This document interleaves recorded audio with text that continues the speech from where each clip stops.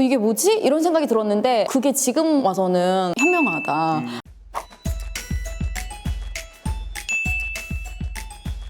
안녕하세요. 피부가 예뻐지는 10분 피부텐텐 피부과 전문의 고혜림입니다. 주름이 생기는 거 좋아하는 사람 있을까요? 난 주름이 좋아 이런 분 없을 것 같습니다. 네.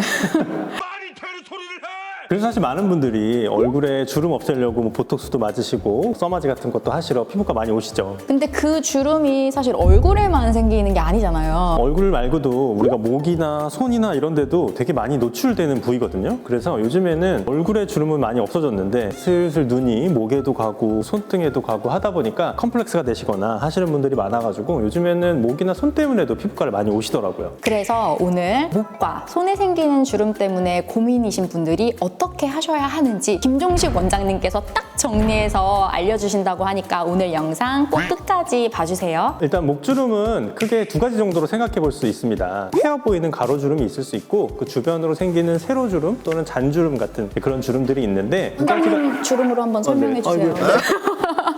오늘 이거 저는 이럴까봐 미리 가리려고 스카프를 저도 하고 올까요? 여기 보면 이렇게 가로주름 이렇게 여기 원장님 근데 주름 별로 안 보이시는데 뭐 하신 걸까요? 꾸준하게 관리하고 있습니다. 제가 어떻게 관리하는지 이따 다 알려드릴게요. 가로주름은 사실 노화의 그런 상징은 아니에요. 애기들도 있잖아요. 맞아요. 네. 이건 그냥 밴드 같은 건데 약간 컴플렉스가 되시는 분들도 있을 수 있고 목에 살이 찌거나 아니면 하루 종일 숙여서 이렇게 핸드폰 하시거나 뭐 이런 습관들 때문에도 좀 더 도드라져 보일 수가 있고요. 세로주름은 우리 넓은 목근이라 그래가지고 목 전체를 가로지르는 그런 근육이 있어요. 그 근육을 이렇게 많이 사용하게 되면 주름이 생기는 거죠. 그럼 가로주름과 세로주름 둘 다 치료가 가능한 건가요? 치료 가능합니다. 일단 가로주름은 패인 거를 그냥 채워주면 돼요. 간단합니다. 그래서 뭐 필러 같은 걸 제일 많이 넣고요. 요즘에는 이제 많은 분들이 좀 더 자주 해도 좋으니까 조금 티가 덜 나는 걸 원하셔서 주베룩 볼륨 이런 걸 많이 사용하고 있어요. 필러보다는 효과는 조금 덜하지만 좀 더 자연스러운 그런 식으로 치료를 하면 되고, 세로주름, 잔주름 같은 거는 노화의 상징이기 때문에 노화를 막아주는 시술을 하면 돼요. 가장 대표적인 게 이제 뭐 고주파 그리고 보톡스 같은 거죠. 보톡스는 이런 데에 맞는 보톡스랑 비슷한 원리예요. 그냥 근육을 마비시켜가지고 주름을 좀 더 덜 보이게 만들어주고, 고주파 우리 얼굴에 뭐 써마지 이런 거 많이 하시죠.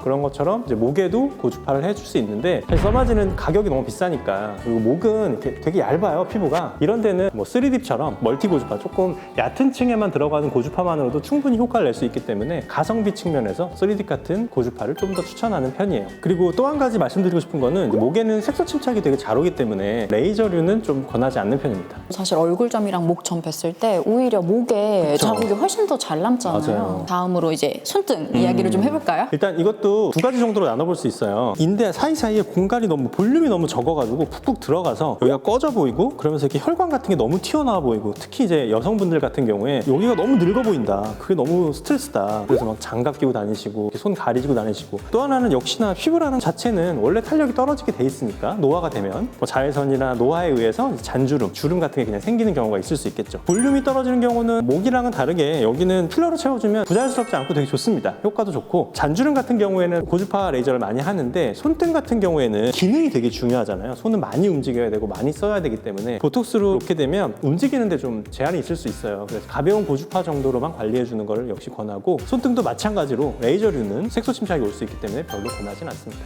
근데 손은 보통 주름 때문에 오시는 분들보다는 검버섯이나 맞아요. 잡티나 이런 것 때문에 오시는데 관리가 힘들어요. 레이저들을 했을 때 뭐 레이저마다 다르겠지만 이제 물을 많이 닿거나 하면 딱지가 생겼을 때 빨리 떨어지거나 해서 다시 색소 침착이 생겨서 걔는 없어졌는데 침착 때문에 비슷하게 보이는 그런 효과를 볼 수 있죠. 그래서 이런 시술 말고도 집에서 이런 목이랑 손을 우리가 어떻게 관리해야 되는지, 조금이라도 덜 노화가 되기 위해서 뭘 해야 하는지. 제일 중요한 건 역시 보습 아닐까 싶어요. 얼굴에 열심히 보습제 많이 바르는데 목, 손 이런 데는 좀 덜 바르는 경향이 있거든요. 그래서 얼굴 바르실 때 목에도 살짝 양보해 주시면 좋을 것 같고요. 손은 씻고 나면 쉽게 건조해지는데 그 다음에 핸드크림을 잘 안 발라줘요. 그래서 손을 수건으로 이렇게 살짝 닦아주고 그 다음에 바로 핸드크림을 발라주는 그런 습관을 좀 들였으면 좋겠고, 요새 손소독제를 많이 쓰시는데 사실 주는 대부분 손바닥에 있어요. 근데 꼼꼼하신 분들은 손등을 막 이렇게 닦아주는 분들이 있어요. 손등은 손소독제를 안 사용하는 것도 하나의 방법이 될 것 같아요. 아까 말씀드렸던 것처럼 또 하나 노화의 가장 큰 원인은 역시 자외선.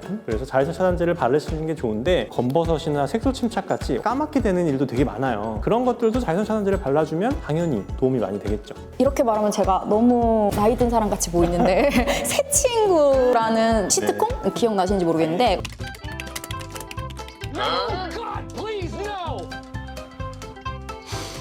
나이 든 사람 안문숙 배우님이 운전을 할 때 모자 쓰고 선글라스 쓰고 장갑까지 이렇게 다 풀착장을 하고 운전하는 게 나와요. 이게 뭐지? 이런 생각이 들었는데 그게 지금 와서는 현명하다. 그렇게 해야 노화를 진짜 막을 수 있는데 저도 사실 잘 못하거든요. 그리고 아까 제가 말씀드렸던 것처럼 고개를 너무 숙이는 습관 아니면 베개 같은 걸 높게 대가지고 약간 이렇게 주무시는 분들이 있어요. 많이 숙이는 습관들도 가로주름을 조금 더 도드라지게 보이게 할 수 있으니까. 저 요새 이제 지하철이나 버스를 타면 다 이러고 있잖아요. 이러고 1시간을 가는 거죠. 그러니까 이거를 그렇게 오랜 시간 동안 하다 보면 가로주름이 당연히 깊어질 수밖에 없죠. 우리가 뭐 필요한 거는 움직여야 되겠지만 쓸데없는 습관들은 조금 고칠 수 있다면 훨씬 좋지 않을까. 버스 타면 풍경을 오늘 그래서 손등과 목주름을 예방하는 방법, 관리하는 방법에 대해서 알아봤는데요. 처음에 제가 약속드린 대로 김종식 원장님께서 딱 정리해서 잘 말씀해 주셨는데요. 혹시 더 궁금한 거 있으시면 댓글로 달아주시면 다음 영상에서 해결해 보도록 하겠습니다. 이상 피부과 전문의 김종식 고예림이었습니다. 감사합니다.